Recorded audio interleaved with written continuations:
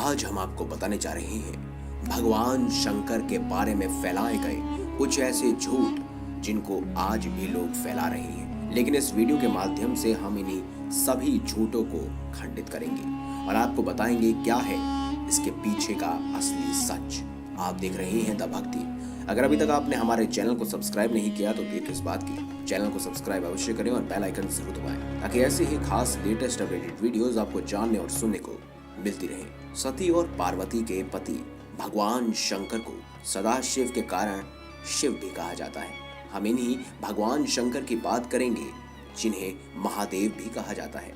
भगवान शंकर के बारे में कुछ इस तरह की भ्रांतियां फैलाई जाती हैं जो अपमानजनक है। वे लोग इसके दोषी हैं जो जाने अनजाने में भगवान शिव का अपमान करते हैं। चलिए दोस्तों, जानते हैं कि समाज में कौन कौन से झूठ फैलाए जा रहे हैं। सबसे पहला झूठ तो ये है कि शिवलिंग एक लिंग का प्रतीक है। लेकिन वास्तव में आखिर शिवलिंग है क्या?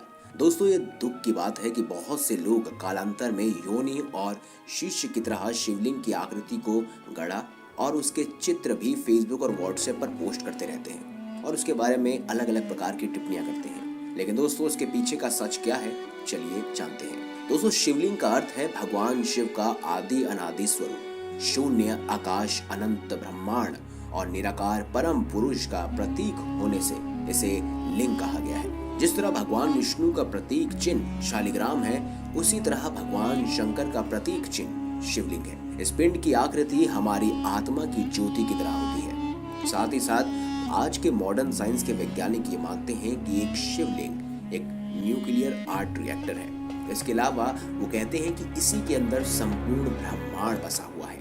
तो अगली बार अगर आपसे कोई भी कहे कि शिवलिंग का अर्थ क्या है, तो आप साफ शब्दों में कहिएगा कि शिवलिंग का अर्थ है भगवान शिव का आदि अनादि स्वरूप, जो कभी खत्म नहीं हो सकता, कभी नष्ट नहीं हो सका, कभी उत्पन्न नहीं हो सकता। अगला झूठ जो आजकल ज्यादातर युवा फैलाते हैं वो ये है कि भांग और गांजा पीते हैं भगवान शंकर। तो इसका जवाब दोस्तों हम देंगे नहीं। शिव पुराण सहित किसी भी ग्रंथ में ऐसा नहीं लिखा गया कि भगवान शिव या शंकर भांग, गांजा इत्यादि का सेवन करते हैं। बहुत से लोगों ने भगवान शंकर के ऐसे चित्र भी बना दिए हैं और फेसबुक और व्हाट्सएप में हर जगह पोस्ट कर दिए हैं जहां भगवान शिव चिल्लम पीते हुए नजर आते हैं। ये दोनों की कृतियां भगवान शंकर का अपमान करने जैसा है। ये भगवान शंकर की छवि को खराब करने जैसा है। दरअसल दोस्तों, इसके पीछे एक खास मिथ है, चलिए समझते हैं। आप वो तो जानते ही होंगे कि समुद्र मंथन के समय विष और अमृत के दो कलश थे। उसमें अमृत बाद में निकला, पहले विष निकला। लेकिन बात ये हुई कि ये विष अगर इस संपूर्ण ब्रह्मांड में फैल गया तो कोई नहीं बच पाएगा, कोई भी नहीं। ऐसे में ये सारा का सारा दायित्व सौंपा गया भगवान शिव शंकर को और उन्होंने अपने कंठ में उस विष को बसा लिया, जिसकी वजह से उन्हें नीलकंठ भी कहा जाता है। और कभी कभार जब उन्हें तेज पीड़ा उत्पन्न होती थी तब उस समय वह गले में चंदन या फिर उसके लिए भांग का सेवन करते थे ताकि उनके गले में शीतलता बनी रहे। ऐसा कहीं नहीं वर्णन मिलता है कि भगवान शिव शंकर चिलम, भांग या गांजा पीते थे। तो दोस्तों, ये भी एक भ्रम है, एक झूठ है। एक और सवाल जो आजकल के लोग पूछते हैं, क्या भगवान शंकर को नहीं मालूम था कि गणेश पार्वती के पुत्र हैं? फिर उन्होंने अनजाने में उनकी गर्दन काट दी, ऐसा क्यों किया? फिर जब उन्हें मालूम पड़ा तो उन्होंने उस पर हाथी की गर्दन जोड़ दी। जब शिव जी ये नहीं जान सके कि उनका पुत्र कौन है तो फिर उन्हें भगवान क्यों कहा जाता है? दोस्तों, चलिए इसका उत्तर भी आपको देते हैं। भगवान शिव के संपूर्ण चरित्र को पढ़ना जरूरी है।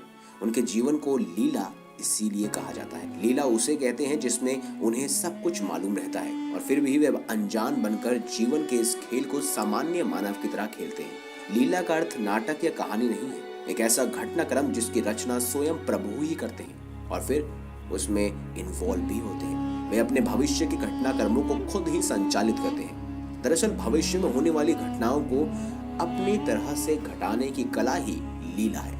यदि भगवान शिव ऐसा नहीं करते तो आज गणेश प्रथम पूजनीय देव न होते और उनकी गणना देवों में नहीं की जाती। और अगर उदाहरण के तौर पर अलग अन्य देवताओं के नाम लिया जाए, जैसे भगवान राम को सब कुछ मालूम था कि क्या घटनाक्रम होने वाला है, क्योंकि वो साक्षात विष्णु जी का रूप था। उन्हें मालूम था कि मृग के रूप में आया एक राक्षस कौन है, लेकिन सीता ने उनकी नहीं मानी। तब उन्होंने लक्ष्मण जी को सीता के पहरे के लिए छोड़ दिया और मृग के पीछे चले गए। इस तरह भगवान श्री कृष्ण अर्जुन से कहते हैं कि तू किसी को नहीं मार रहा, ये सब तो पहले ही मेरे द्वारा मारे जा चुके हैं, अब तो ये बस एक खेल चल रहा है। बारबरिक से जब महाभारत का वर्णन पूछा गया तो उसने कहा कि मैंने तो दोनों ही ओर से कृष्ण योद्धाओं को मरते हुए देखा है। इस तरह कहा जाता है कि सहदेव को महाभारत का परिणाम पहले ही मालूम था, लेकिन श्री कृष्ण ने उन्हें चुप रहने के लिए कहा था। यही तो है असली लीला। एक और खास सवाल आजकल के युग में उठता है। क्रिश्चियन धर्म के बारे में तो आप सब जानते होंगे, एडम और ईव। तो ऐसे में बहुत सारे लोगों का ये मतभेद रहता है कि क्या शिव पार्वती ही आदम और ईव है। दोस्तों, भगवान शंकर को आदिदेव भी कहा जाता है। शंकर के दो पुत्र थे, गणेश और कार्तिकेय। जैसा कि कहा गया है कि आदम के दो पुत्र कैन और हाबिल थे। कैन बुरा और हाबिल अच्छा। पार्वती ही क्यों ईव मानी जाती है? कुछ विद्वानों का मानना है कि स्वयंभू मनु और शतरूपा ही आदम और हवा थे। शिव का पहला विवाह राजा दक्ष की पुत्री सती से हुआ था, जो आग में कूदकर भस्म हो गई। उनका दूसरा विवाह पर्वतराज हिमालय की पुत्री उमा से हुआ, जिन्हें पार्वती भी कहते हैं, और पार्वती से उनको एक पुत्र की प्राप्ति हुई। प्रमुख रूप से शिव के दो पुत्र थे, गणेश और कार्तिकेय। गणेश की उत्पत्ति कैसे हुई ये आप सब जानते हैं, और कार्तिकेय की उत्पत्ति कैसे हुई ये भी आप सब जानते हैं, लेकिन इसका हम खंडन करना चाहेंगे। आपको बता दें कि भगवान शिव और पार्वती एडम और ईव नहीं है। अब एक खास सवाल जो कि बहुत ज्यादा रोचक भी है, क्या भगवान शिव ही शंकर, महेश, रुद्र, महाकाल और भैरव इत्यादि हैं? तो चलिए दोस्तों, इसका उत्तर भी हम आपको देते हैं। पहली बात तो ये कि हिंदू धर्म का संबंध वेदों से है, पुराणों से नहीं। त्रिदेवों में से एक महेश को ही भगवान शिव या शंकर कहा जाता है।